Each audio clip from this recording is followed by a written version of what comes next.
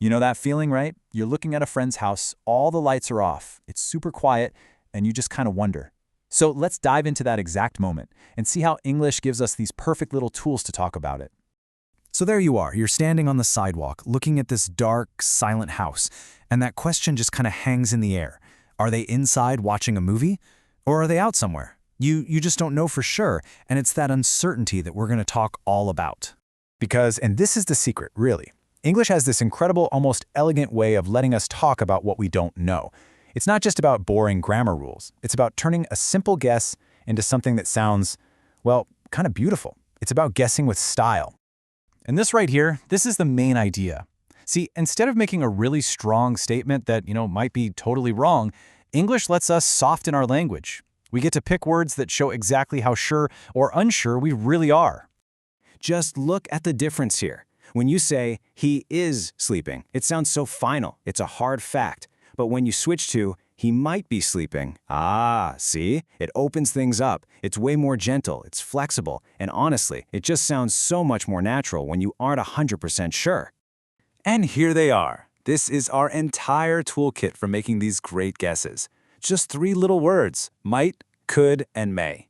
Now, for what we're doing today, you can pretty much use them interchangeably. Some people might say may sounds a little more formal, but really, just think of these as your 3 magic keys to unlock the language of possibility.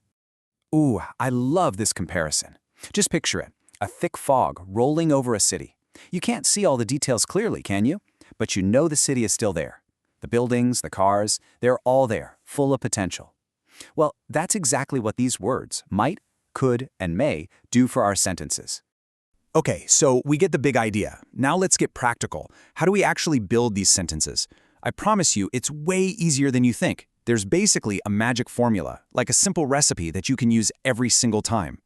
And here it is, 4 simple little steps. First, you start with your subject. He, she, my boss, the dog, whatever. Then you just pop in one of our magic words, may, might, or could. After that, you add the word be, and you finish it off with your main verb ending in ing. That's it. Let's see how this formula looks in real life. Check out the first one. She might be working. See? Follows the pattern perfectly. Or how about they could be studying, and he may be driving. Notice that? It's the same easy pattern every single time, and they all sound like perfect, natural guesses. Now, this is super important to remember. This whole formula, it's all about guessing what's happening right now, in this very moment. It's not for yesterday, it's not for next week. It's for right now. And that's the real beauty of it. When you say, he might be sleeping, you haven't locked yourself into a fact. You're just exploring an idea. You're not saying you're right, so you can't be wrong either. You're just dancing. Okay, so you've got the basics down. The next level up is mastery. And to do that, we need to look out for a couple of really common traps that, believe me, a lot of people fall into. All right, first one. This is a big one. It's so tempting to think that since could means maybe, then couldn't must mean maybe not. But nope, in English, it doesn't work that way. Couldn't be means something completely different and a lot stronger. So here's what you need to burn into your brain. He couldn't be sleeping is not a gentle guess. It actually means you are almost certain that he is not sleeping. It expresses impossibility. Like, he couldn't be sleeping. I literally just heard him making coffee. It's a statement of like 99% certainty. And here's the second little trap, and this one's all about asking questions. While saying he may be sleeping is a perfectly fine statement, turning it into a question like, may he be sleeping, just sounds, well, really formal and pretty unnatural in a normal conversation. So if you want to sound more natural, here's the trick. Just start with, do you think, and then add your guess. So, do you think he might be sleeping? That is the go-to conversational way to ask somebody about a possibility. All right, enough with the theory. It's time to actually put this stuff into practice. I'm going to give you a certain statement, and your job is to upgrade it into a possibility using one of our magic words. You ready? Let's do this. Okay, first one up. This certain statement is, she is studying. How would you upgrade that? That's right, she might be studying. Perfect. You can totally feel how it just softens it, right? Makes it more of a guess. Okay, next one. We have, they are working. What's the upgrade? They could be working. Excellent. Another great possibility. See how easy this is? All right, last one for our quick practice round. He is driving. How do you make that a guess? He may be driving.